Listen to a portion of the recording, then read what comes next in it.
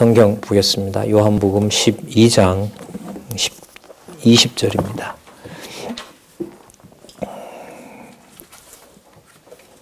제가 읽겠습니다.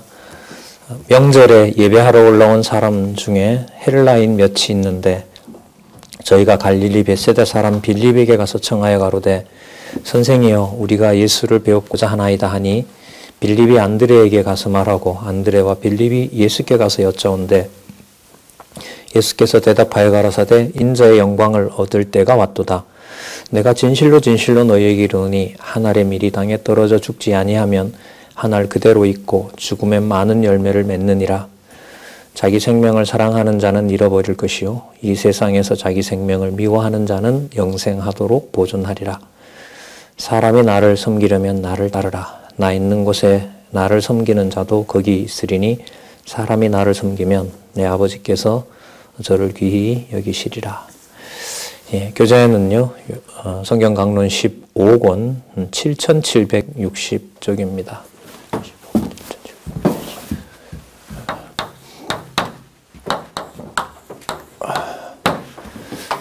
네, 오늘은 흑판에 메모를 못했네요. 우리 같이 강론집 보시면서 또 개론도 함께 보시면서 살펴보도록 그렇게 하겠습니다. 우리는 지금 12장에서부터 예수께서 메시아이심을 증거하시기 위해서 아버지께로 가시는 귀천이라 그러죠. 귀천을 통해서 당신이 아버지께로 오신 분, 그야말로 본성이 신성이신 하나님이심을 증거하는 내용을 살펴보고 있습니다. 먼저 16장까지 준비하시는 내용이 나오고요. 17장에서부터 사도행전 1장 11절까지 가시는 내용이 나타납니다. 준비하시는 내용에 보시면 제자들을 상대로 하시죠. 그런데 제자들에게 그 제자들만 얘기하는 것이 아니라 그 제자들을 통해서 말씀을 듣는 모든 하나님의 백성들과 관련이 되도록 말씀을 하시는 내용이 나타납니다. 지난 시간 1절에서부터 19절까지 표적을 통해서 준비하시는 내용이 나타났죠. 그 비싼 향유 부은 사건 있죠. 마리아가. 그리고 그 다음에 나귀 새끼를 타고 예루살렘으로 입성할 때 여호와의 이름, 주의 이름이지만 이게 여호와이시죠. 여호와의 이름으로 오시는 바로 그 왕이라는 칭호가 나왔었습니다. 자, 그래서요. 자, 제가 그래서라고 그랬죠. 그래서요. 만왕의 왕으로 오시고 그 다음에 주의 이름으로 이 땅에 오시는 분이고 19절에 보면 바리새인들이 서로 말하되 볼지어다 우리 하는 일이 뭐 너희나 우리나 그 상황으로 보면 이해하는 데 문제가 없죠. 너희 하는 일이 우리 하는 일이 쓸데없다. 왜냐하면 보라 온 세상이 저를 쫓는도다. 누가 쫓는다고요? 온 세상이 주를 쫓는도다. 그러면 예수께서는 제자 교육을 통해서 가실 준비를 하시는데 바로 그 제자 속에 뭐 누가 들어있는 거죠? 조금 전에 봤던 온 세상이 들어있는 거죠. 그 전부 다는 아닙니다. 범위로 보면 거기에 이제 당신의 제자가 있는 거죠. 자, 그래서 12장 20절에 보면 헬라인이 등장합니다. 연결되죠? 20절에 명절에 예배하러 올라온 사람 중에 그럼 예루살렘에 예배하러 오는 자들은 헬라인들은 못 옵니다. 그런데 여기 보면 헬라 출신인데 어쨌든 뭐 부모 중에 하나가 유대인이면 이제 유대인이니까요. 어쨌든 올라왔어요. 그래서 이 사람이 빌립에게 가서 청합니다. 상상하건대 그 빌립이라는 말은요. 이게 헬라어 이름이에요. 필리포스라고 하는데 알렉산더 아버지 이름이 필리포스인데 많이 그 성을 쓰는 거죠. 그 성을 많이 따라서 씁니다. 어쨌든 빌립에게 가서 우리 선생님 한번 만나면 안 되냐. 왜 전부 유대인 중심으로 이렇게 다니니까요. 근데 예수님이 된다 안 된다 이렇게 말을 하시면 되잖아요. 요한복음에 이런 게 많이 나와요. 뭐라 물었는데 예수님은 아니 맞아 이렇게 대답을 하셔야 되는데 다른 얘기를 하세요. 예를 들면 첫 표적이고 아버지께로 오신 것을 증거하시는 중에 구주의 그 신성을 보여주실 때 마리아가 포도주 없다 이러면 있게 하겠습니다. 제 일이 아닙니다. 뭐 이렇게 얘기를 하면 될 텐데 나와 무슨 상관이 있습니까? 이렇게 물으시거든요. 이런 부분들이 많이 나와요. 이게 성경을 이해할 때 이제 좀 문헌으로 보면 당시에 이 대답을 하는 방식에 대해서도 이게 다 반영이 되어 있어요, 사실. 자, 어쨌든요. 예수님이 그럼 뭐 안 된다, 안 만난다. 그 어떤 그 누가복음에 나오죠. 그 헬라 여자가 그 예수님한테 나는 이스라엘 위해서 보냄을 받았다 이랬더니까 그 여자가 개도 주인의 상에서 먹는 걸 떨어지는 걸 먹지 않습니까? 그 사람들이에요, 이 헬라 사람들이. 이 들을 수 없는 사람이거든요. 그러니까 이런 부분들이 충돌하면 설명이 안 되는 거예요. 이걸 어떻게 본문을 섞어서 설명이 되겠어요? 만약에 편집을 그 헬라인에 대해서 그렇게 취급하다 결국은 이제 들어가는 내용이 있지만은요. 그도 이제 예수님께서 그 어쨌든 백성으로 인정을 하지만은요. 헬라와 유대 사이의 간극은 굉장히 멀단 말이죠. 그러나 요한복음에 오면 그 차이가 없어지면서 세상으로 다 통일이 된단 말이에요. 그걸 어떻게 섞어 놓겠어? 이 단계적으로 이렇게 설명을 해야 가능한 거지. 자, 그래서 예수님이 데리고 와라. 아니면 안 돼. 뭐 이렇게 얘기를 하셔야 되잖아요. 그런데 예수님의 답은 그 다음에 나오죠. 22절에 좀 전 읽었는데요. 안드레와 빌립이 예수께 여짜온데 물었겠죠. 예수님께서 안 돼. 돼. 이렇게 얘기를 하셔야 되는데 예수께서 대답하여 가라사대 인자의 영광을 얻을 때가 왔도다. 이게 무슨 대답이에요. 저 사람 데려올까요? 이러면 어떻게 대답해야 돼요? 데려와라. 안 된다. 아직은 안 된다. 좀 기다려봐라. 이럴 텐데 대답이 인자가 영광 받을 때가 왔다. 이게 무슨 동문서답도 아니고. 그럼 여기에서 여러분 의미를 찾아야 되니까 이게 어떻게 성경 본문을 요 짧은 내용을 읽고 그냥 요약이 한꺼번에 되겠냔 말이에요. 안 된단 말이죠. 이게 바로 이제 의미로 가는 중요한 지점이죠. 이런 부분이. 그럼 이제 질문은 계속 이어져요. 이게 오라는 말인가? 오지 말라는 말인가? 볼게요. 인자의 영광을 얻을 때가 왔도다. 내가 진실로 너에게 이르노니 한 알의 밀이 땅에 떨어져 죽지 아니하면 예수님 죽으시는 내용이에요. 아버지께 가는 내용입니다. 이거는 이제 앞부분에 확인했지만 죽는다라는 의미는 아버지께 영광 받으신다는 것에 초점을 맞추셔야 돼요. 이미 많이 나왔죠. 한 알 그대로 있고 죽으면 뭐라 그러죠? 많은 열매를 맺느니라. 오라는 얘기네요. 많은 열매 맺는다면서요. 그 열매 속에 누구도 들어가요? 그렇죠. 왜? 앞부분에 19절에 어떻게 나왔어요? 온 세상이 저를 쫓는도다 했잖아요. 그 다윗의 호산나 다윗의 자손이여 호산나 찬송하리로다 주의 이름으로 오시는 이 곧 이스라엘의 왕이시여라고 했는데 그 이스라엘은 왕은 선지서에 보면 예루살렘만 챙깁니까? 고레스 왕이 전 세계에 있는 많은 사람들을 다 챙깁니까? 그렇죠. 전체 제국의 통치자가 되는 것처럼 예루살렘에 오는 왕이라 하더라도 그 왕은 세상에 있는 사람들까지도 포함시키는 거예요. 그러면 여기에 답은 어디에 있느냐? 24절 끝에 한 알 그대로 있고 죽으면 뭘 맺어요? 예, 여기에 벌써 답이 나오는 거죠. 그러니까 내가 갈 준비를 하는데 제자들에게 격려하시면서 나는 너희들뿐만 아니라 또 모을 백성들이 이방에도 있다. 세상에도 있다. 그걸 대답을 하시는 거죠. 그걸 준비하시는 과정에 알려주시는 거죠. 그때 이방인들이 그때 가서 믿을 때 약속하신 것이 이루어졌구나 확인할 수 있는 거죠. 25절 이런 부분에 키가 있는지 여러분들 잘 모르셨을 거예요. 이런 부분이 연결고리예요. 이런 부분을 본문 설교로는 안 쓰거든요. 본문 설교는 이런 걸 쓰지요. 자기 생명을 사랑하는 자는 잃어버릴 것이요. 이 세상에서 자기 생명을 미워하는 자는 영생하도록 보존하리라. 이것만 써야죠. 다 버리고 교회로 오셔야 여러분들이 하나님 좋아합니다. 이것 가지고 그렇게 설명해야 되는데 앞뒤로만 눈을 돌려봐도 그렇게 말하면 절대로 안 되죠. 절대로 안 돼요. 자, 26절. 아까 25절은 그러면 뭐냐 하면 당신이 자기 생명을 미워하는 거잖아요. 당신이 이제 죽으신단 말이죠. 자기 생명을 미워한다는 말은 자기가 자기 생명을 버리는 거잖아요. 그리고 썩는 것이고요. 그래야 많은 열매가 맺힌다는 거죠.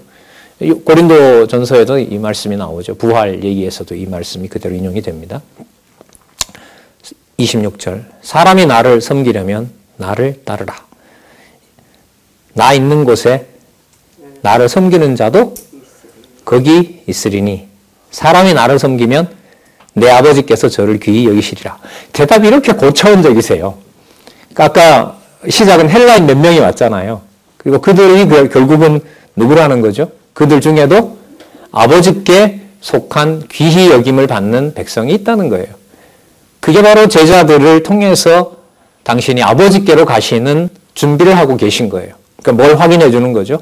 앞으로 일어날 백성이 누군지, 자손 땅 통치 언약 가운데 그 자손이 누군지를 확실하게 알려주시면서, 왜 그 일을 당신이 다 하시니까요. 아버지께서 당신에게 주셔서 당신이 할 수 있는 일이고 해야만 되는 일이기 때문에 그 사실을 말씀으로 가르쳐서 준비하는 내용이 이렇게 마무리가 됩니다.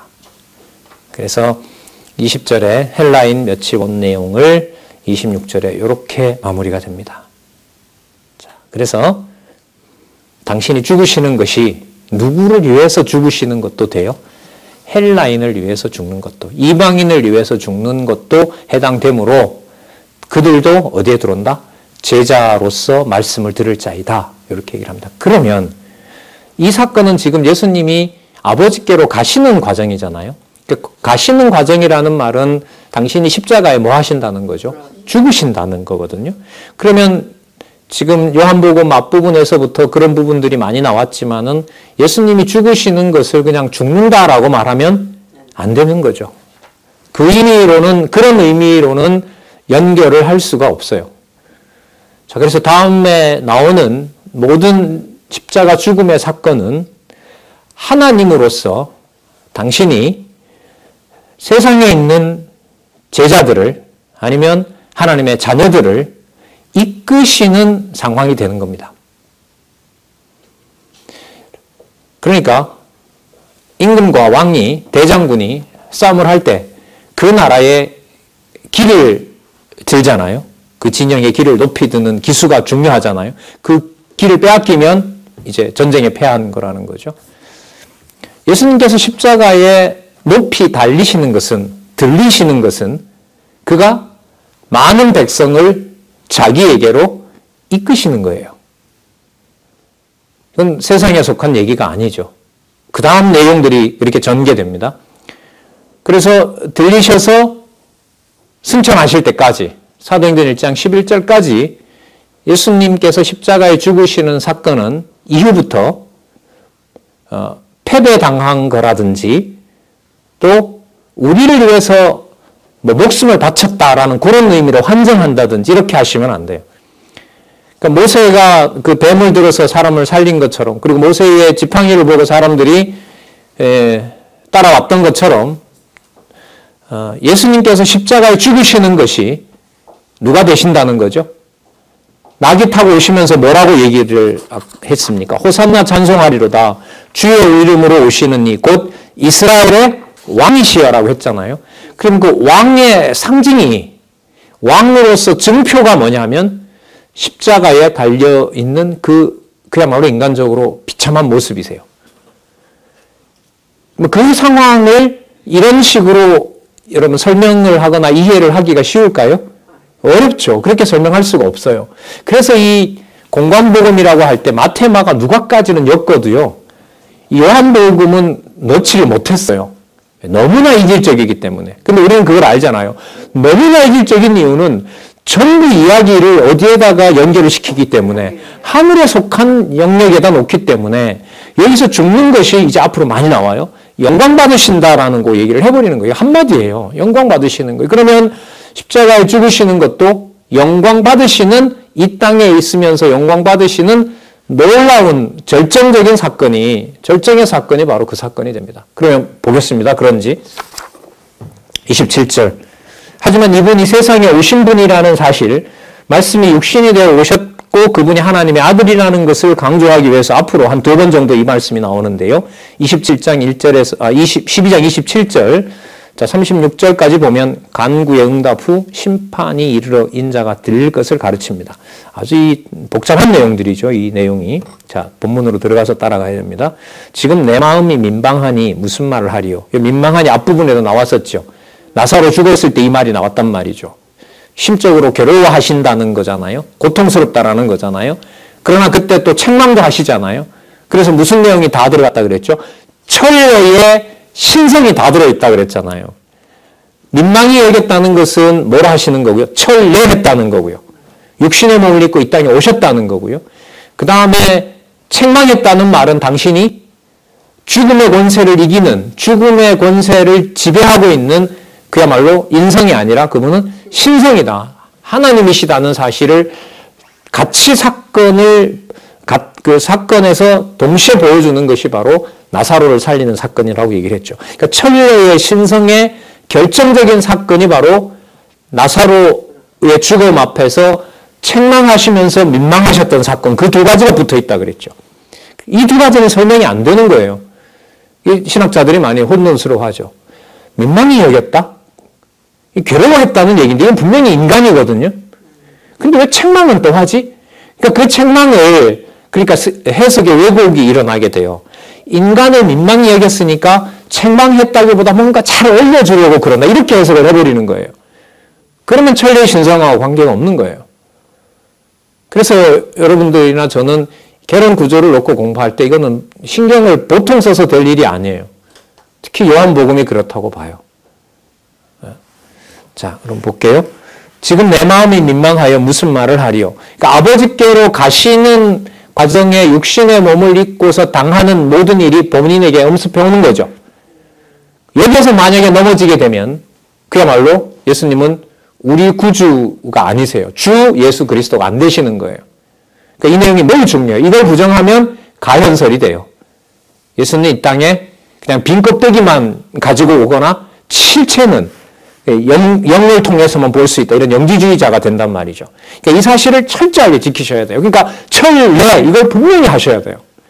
말씀이 육신이 되었다. 이건 절대로 이거는 지켜가야 될 사실이고 이 바탕이 돼야 되는 거. 그게 흐려지면 이제 그야말로 이단인 가현설이 되는 거예요. 그냥 껍데기만 이렇게 다닌 것이 된다. 이렇게 된단 말이죠. 그래 되면 이제 예수님의 신성은 그야말로 고스트가 되는 거예요. 유령이 되어버리는 거예요. 자, 지금 내 마음이 민망하니 무슨 말을 하리요?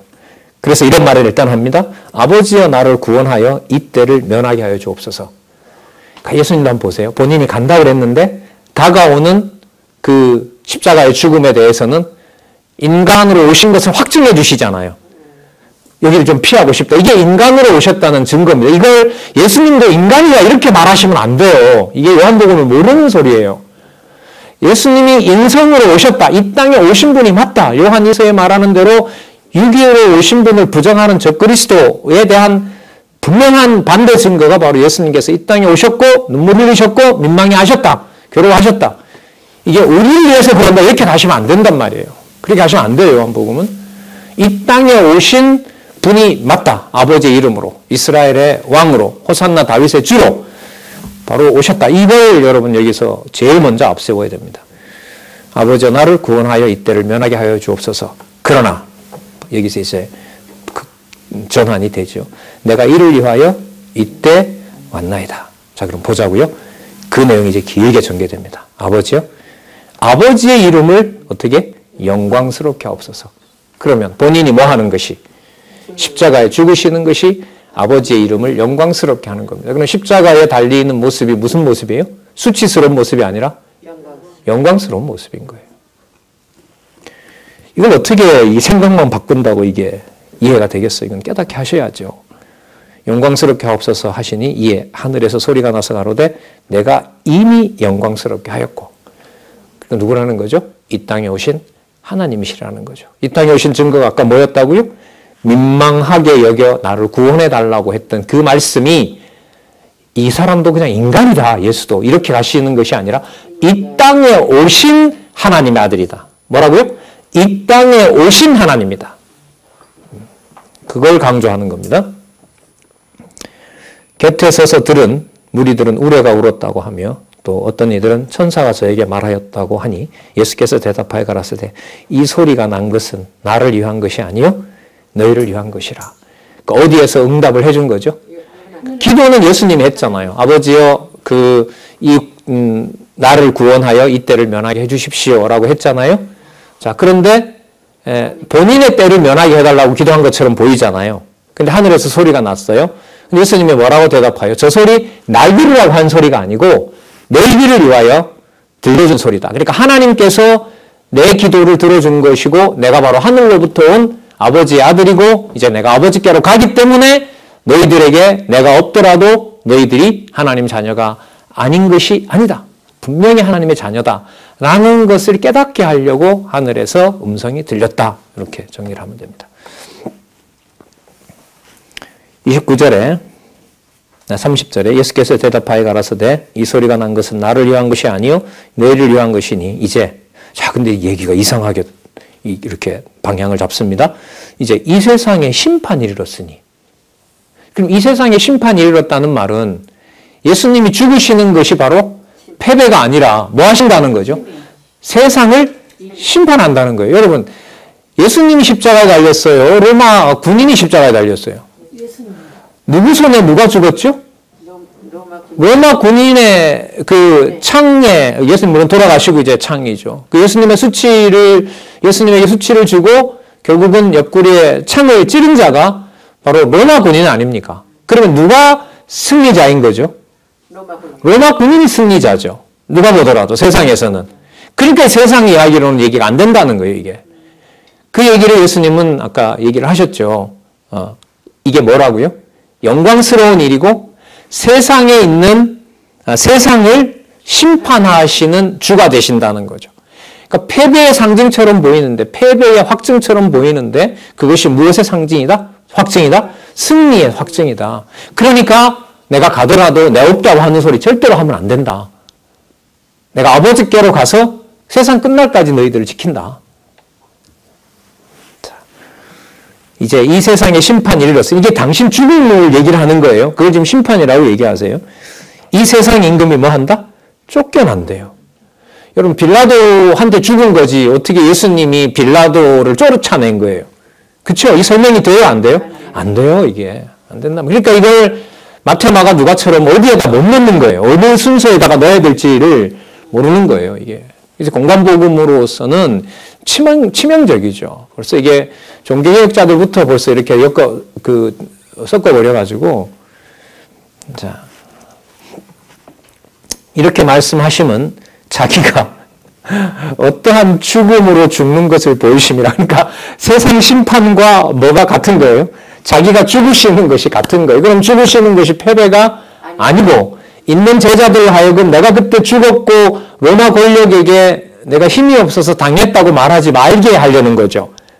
안 그렇겠어요? 그래서 그 죽는 장면에 거기에 그 상황은 세상을 뭐 하시는 분? 심판하시는 분이고 그분이 그러면 죽은 것이 아니라 부활한 것은 뭐냐면 육신의 몸을 뺏으시고 아버지께로 가는 절차가 되는 거예요. 예. 자, 그리고 그 길을 제자들도 따라온다고 나중에 이제 부활 후에 약속을 하시잖아요.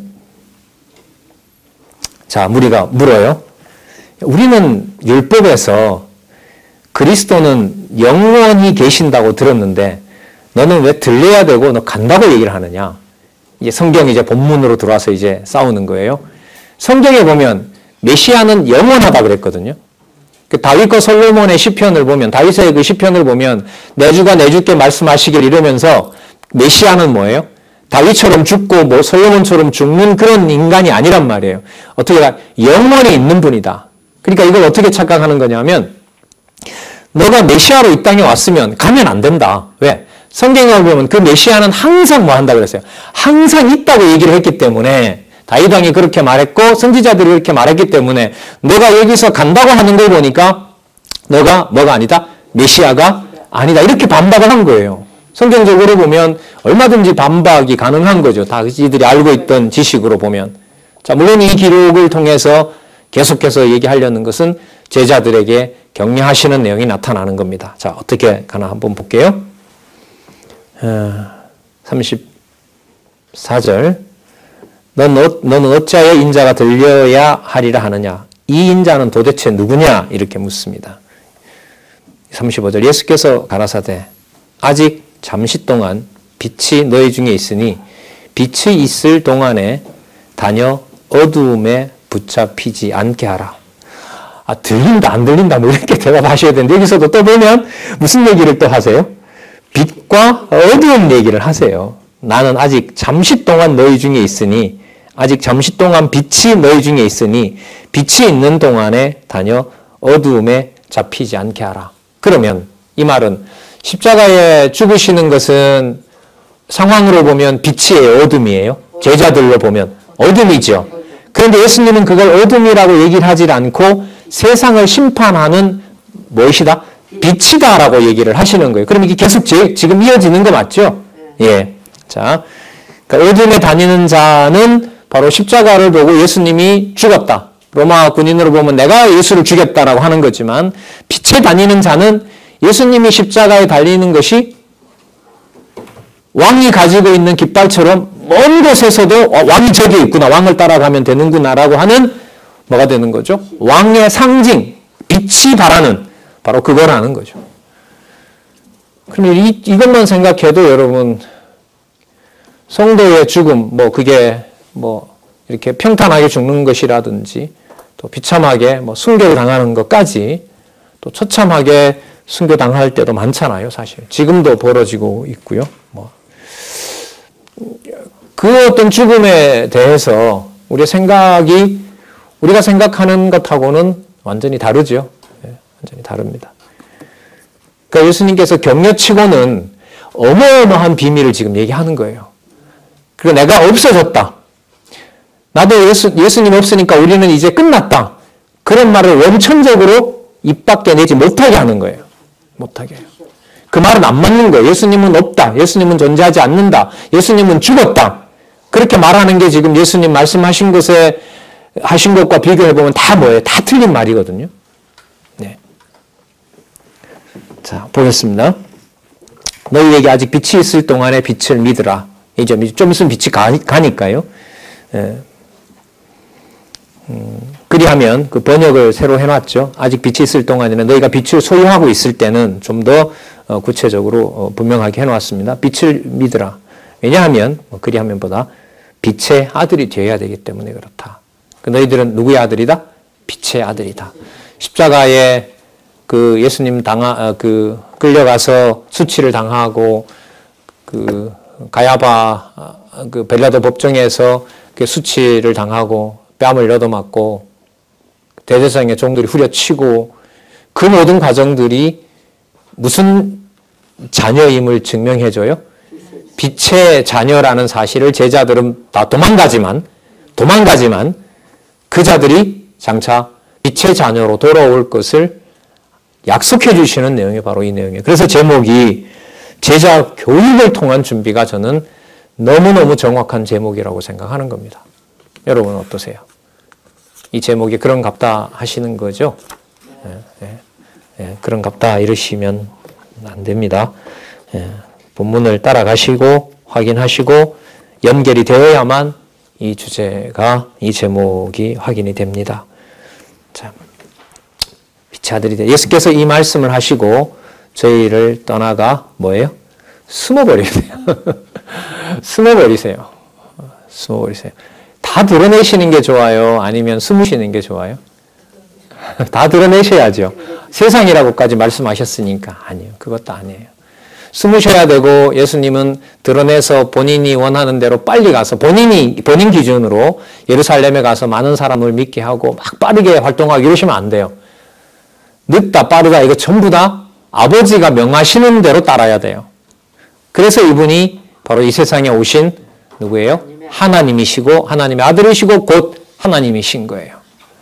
자, 그 연결을 지금 요한복음이 너무나 수준 높게 진짜 성경이구나 하는 것을 확증해주고 있는 겁니다. 그리고 빛을 보는 자도 얘기했지만 아까 뭐라고 했냐면 어두움에 다니는 자도 얘기했잖아요. 자, 그 다음 한번 보자고요. 어두움에 다니는 자들에 대해서도 당신이 쟤들은 어두움에 내버려야 되겠다 이게 아니에요. 그거는 본인이 하는 거잖아요. 아니요. 그거는 아버지께서 한 대로 그것도 하신다는 거예요. 그래서 성경에 인용을 하시는 거예요. 37절. 이렇게 많은 표적을 저희 앞에 행하셨으나, 그러니까 빛으로 오신 분이 뭘 증명했으나 이 말이잖아요. 저를 믿지 아니하니. 이 사람들이 바보여서. 아니에요. 38절. 이는 이사야 선지자의 말씀을 이루려 하심이라. 놀라운 얘기 나옵니다. 여기 보세요. 이거 다른 부분에서도 이런 부분이 나왔는데 요한복음이 이게 흘러가서 이사야를 어떻게 소개하는지 보세요. 저희가 능히 믿지 못한 가로되 주여 우리에게 들은 말을 누가 믿었으며 주의 팔이 누구에게 나타났나이까 하더라. 그러니까 주의 팔이 누구에게 나타났어요? 나타났지만 안 믿는다는 얘기예요. 믿지 않을 자들에게 나타난다는 거예요. 하나님의 말씀이. 이 전도 개념이 완전히 다르죠. 전도를 우리는 우리 기준에서 생각을 하죠. 선교 이러면 선교 주체를 우리로 잡아요. 이 요한복음이 안 들어와요. 그러면 이걸 안 잡으면 사도행전에 가서 사도행전이 선교 신학을 할 때 가장 많이 인용을 하거든요. 거의 진짜 성경 중에 성경이 사도행전 아니에요. 예? 성령행전인데 그게 성령께서 가시는 일이고 예수께서 약속하신 일인데 그걸 이제 선교를 우리가 해야 되는 미션으로 그렇게 설명을 한단 말이죠. 아니에요. 요한복음이 날아갑니다. 그렇게 되면 자 39절 저희가 능히 믿지 못한 것은 이 까닭이니 곧 이사야가 다시 일렀으되 저희 눈을 멀게 하시고 저희 마음을 완고하게 하셨으니 이는 저희로 하여금 눈으로 보고 마음으로 깨닫고 돌이켜 내게 고침을 받지 못하게 하려 함이니라 하였습니다. 여러분 세상에 하나님을 안 믿는 것은 하나님이 계신 증거일까요? 계시지 않는다는 증거일까요? 이사야의 글에 의하면. 맞죠? 세상이 우리를 뒤에 가면 또 나옵니다. 세상이 우리를 미워해야만 돼요. 또 믿지 않는 자는 철저하게 안 믿는 것을 분명히 보여줘야 돼요. 그게 누가 계신 증거가 돼요? 이사야에 있는 기록의 말씀이 성취되는 거예요. 우리를 위한 게 아닙니다. 이사야에 기록한 대로 하나님이 살아계신 증거를 확증하기 위해서 믿지 않도록 하시는 거예요. 그래서 자꾸 우리를 넣으면 안 돼요. 인간을 넣으면 계시라는 것은 선이 보이질 않아요. 근데 그것도 사실 그래요. 사람이 자기가 자기 글을 읽는데 내 것으로 만들지 않고 싶은 사람이 어디 있겠어요. 그러니까 그것까지도 성령께서 관리를 해주셔야 돼요. 전화할 때는 이렇게 여러분들에게 감정을 실어서 마치 믿어지는 것처럼 이렇게 지금 믿어져요. 이렇게 믿어지는 것으로 말씀을 드리지만 생활에 부딪히거나 혼자 무슨 책을 읽거나 다른 어떤 설득력 있는 책을 읽었을 때 한순간 요즘 말로 훅 가버리죠. 똑같아요. 글로 보는 사람은 늘 머리가 정리되고 아니요. 절대로 그렇지 않습니다. 성경신학은.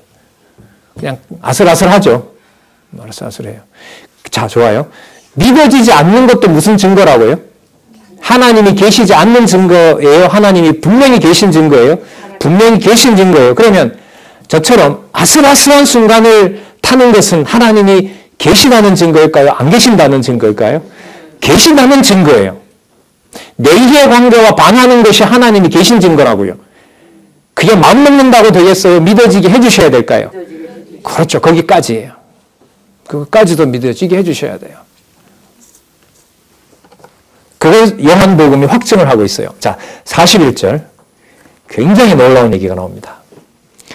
이사야가 이렇게 말한 것은, 자, 이사야는 이렇게 말하지 않았어요. 예수님께서 이사야가 이렇게 말한 것에 대해서 해석을 하시는 거예요. 그래서 이날 본문에 없습니다. 주의 영광을 보고 주를 가리켜 말한 것이라. 자, 여기서 중요한 것은 이사야가 무슨 영광을 봤는데요? 그러니까 주의 어떤 영광?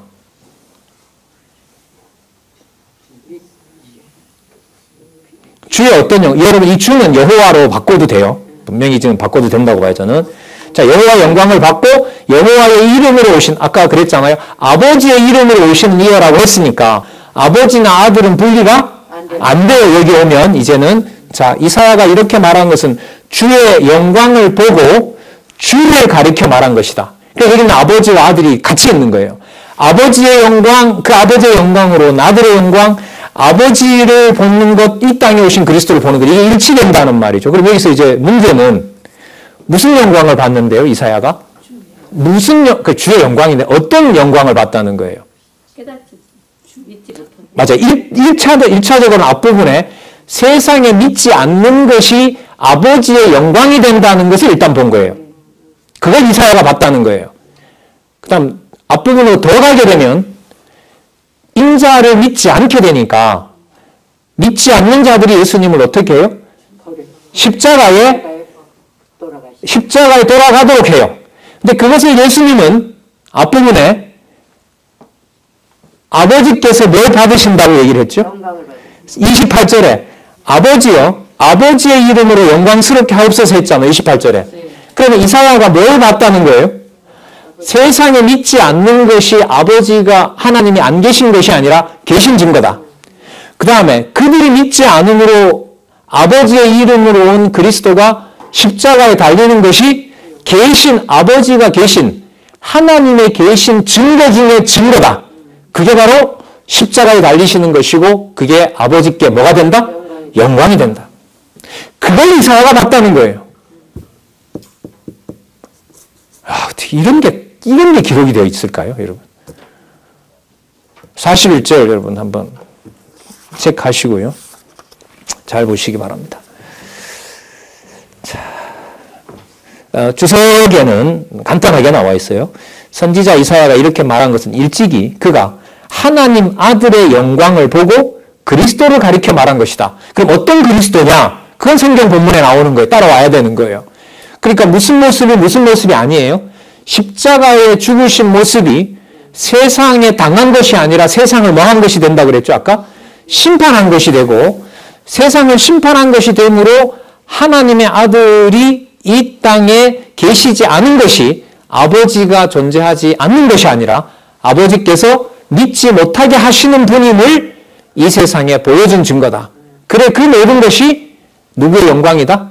하나님께 영광이 되고 아들에게도 영광이 되고 그것을 보는 제자들에게도 그리스도가 없는 것이 바로 하나님이 계신 증거다라는 사실을 제자들로 하여금 깨닫게 하시는 겁니다.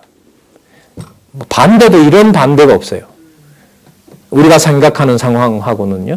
자, 42절 한번 보시기 바랍니다. 자, 그러나 관원 중에도 저를 믿는 자가 많되, 그럼 이들은 주의 영광을 봤다는 말일까요? 안 봤다는 말일까요? 여기까지만 읽으면? 관원이라는 말은 예수님을 죽이려고 하는 어둠에 있는 자들에 속한 큰 그룹에 있는 자들을 말해요. 그들이 저를 믿는 자가 많다라는 말은 예수님의 뭘 보는 자들이 많다는 거죠. 영광을 보는 자들이 있다는 거예요. 여러분만 읽으면 이게 진짜 희한한 말씀이에요. 이거 한번 보세요. 바리새인들을 인하여 드러나게 말하지 못하니. 자, 마음에는 믿어요. 그런데 드러내놓고 말은 못해요. 그럼 여러분 저를 보세요. 여러분 마음에는 있는데 말을 못하는 게 하나님이 인정하는 신앙일까요? 아닐까요? 인정하는 신앙 몰라요. 그걸 어떻게 알아요? 대답 안 하는 게 나아 이럴 때는. 그걸 어떻게 알아요? 사람이 100마디 말하고 끝에 가서도 확 뒤집어서 거짓말을 하는 게 인간인데 나도 날 모르는데 어떻게 알아요? 자, 잘 보시자고요. 성경은 뭐라고 하는지.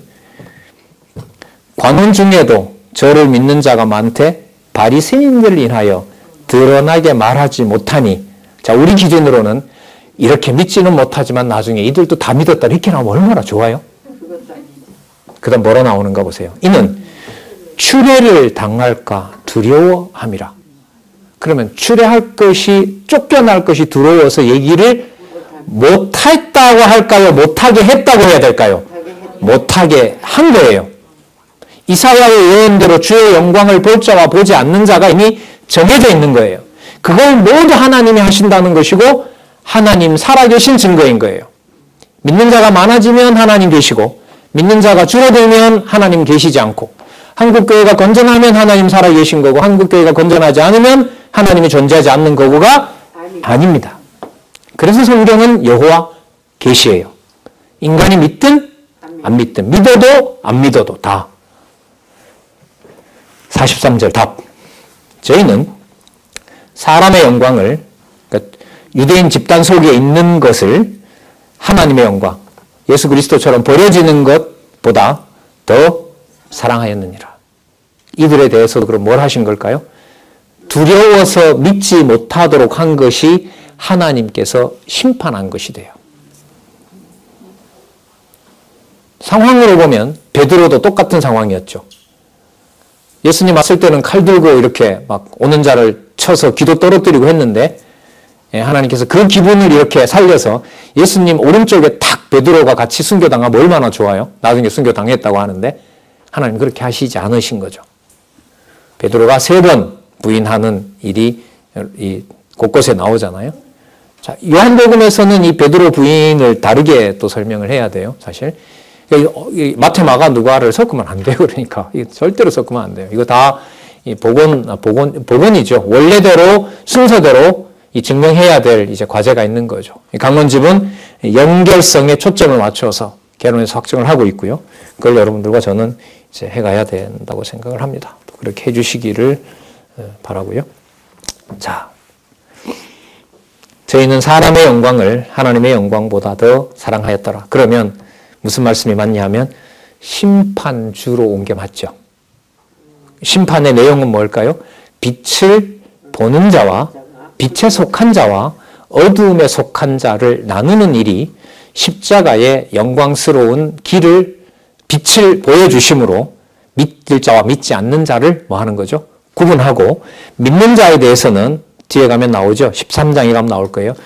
세상에서 그들은 끝까지 사랑하시니라 이렇게 나오는 거죠. 끝까지 사랑하시니라. 그러면 제목이 제자 교육을 통한 준비라는 말이 맞죠. 무슨 준비요?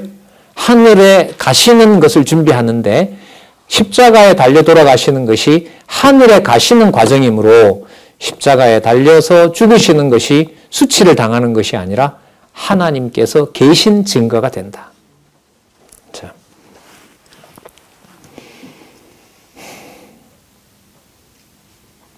그 다음 내용에는 뭐가 나올까요? 자, 우리 생각이 완전히 바뀌어졌어요. 그죠? 우리 생각을 여기다 이제 집어넣으면 안 돼요. 여러분들과 제 머리는 지금 상태로 말하면 백제여야 돼요. 백제여야 되고, 기준이 완전히 바뀌었기 때문에 13장에, 그 다음이 이제 13장인데, 그 다음 나오는 내용에서 이 내용, 이 기준으로 그 다음으로 가는 거예요. 자, 예수님께서 큰 소리로 얘기를 하시는 거예요. 예수께서 외쳐 가라사대, 나를 믿는 자는 나를 믿는 것이 아니요 나를 보내신 이를 믿는 것이며, 그럼 예수님이 죽으시는 것을 보는 것을 하나님의 백성된 자들은 아버지가 살아계신 증거로 본다는 거예요. 그럼 이게 말이 돼요? 따르던 선생님이 십자가에 처참하게 죽었는데 지금 예수님 말씀은 뭐냐면 그것이 바로 아버지가 살아있다는 사실을 믿게 되는 증거가 된다는 거예요. 이거 사람이 어떻게 해요? 할 수가 없어요, 이건. 그래서 여러분 14장, 15장에 가면 성령을 보내신다고 하는 거예요. 왜 14장, 14장과 15장에 왜 성령이 나오느냐? 성령 약속을 왜 하시느냐? 13장 때문에 그래요. 13장에 뭐라고 했기 때문에 그래요? 이제 12장 마지막 13장으로 넘어가면서 예수가 죽는 것을 보는 것이 아버지께 영광이고 그 아버지께 속한 자이므로 그 죽는 것을 하나님이 살아계신 증거로 믿게 되는 자가 바로 누구에게 속한 거기 때문에 하나님께 속한 자이기 때문에. 그러니까 이 땅에서 예수님과 연관시키고 예수님과 연관시켜서 어디를 보내버려요? 하늘로 갖다 붙여버리는 거예요. 이 사실이 여러분 에베소서 1장에서 교회의 비밀을 얘기하면서 이제 전개된다고 보시면 돼요. 자, 예수께서 외쳐 가라사대 나를 믿는 자는 나를 믿는 것이 아니요 나를 보내신 이를 믿는 것이며 나를 보는 자는 나를 보내신 이를 보는 것이니라. 그러면 당신이 죽으시는 걸 보는 자는 그럼 이때 보는 게 죽는 걸 봐야 된다고 하면 안 되겠죠. 아버지께서 분명히 살아계신 증거를 본다고 해야죠. 왜? 예수님 죽으시는 것이 약속되어 있고 그리고 예수님께서 죽으시는 것이 어두운 자가 누구인지 심판하시는 것이고 그리고 당신이 그렇게 죽으시는 것이 이 세상에 대한 심판을 확정하는 것이고 거기서 어떤 인간적인 것이 들어올 수 있는 게 없단 말이죠.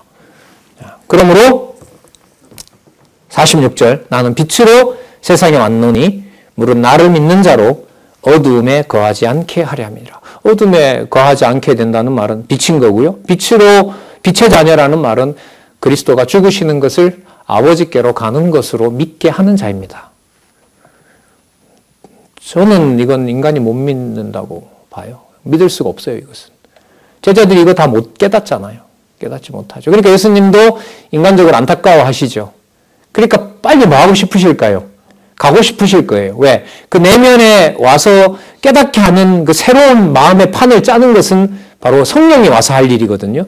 그러니까 예수님께서는 그 일을 직접 사역을 하지 않고 성령이, 당신이 보낼 성령이 와서 할 사역이기 때문에 당신도 정한 시기에 그 빨리 간다는 게 무섭지만 인간적으로 빨리 가시고 싶은 거예요. 자, 근데 십자가가 무섭습니다. 이렇게 말하시면 안 되겠죠. 빨리 영광을 받으셔야 저들도, 제자들도 영광을 받는다. 이렇게 이제 갈 거 아닙니까? 41절. 사람이 내 말을 듣고 지키지 아니할지라도 내가 저를 심판하지 아니하노라. 내가 온 것은 세상을 심판하려 아니요 세상을 구원하려 함이니라. 여러분 여기 41절에 사람은요 어떤 사람이 이런 거예요. 더 구체적으로 말하면 빛에 속할 사람인 경우에는 지금은 믿지 않지만 그는 나중에 내가 구원할 거다. 대표적인 게 누구예요? 제자들 다 도망치잖아요. 그죠?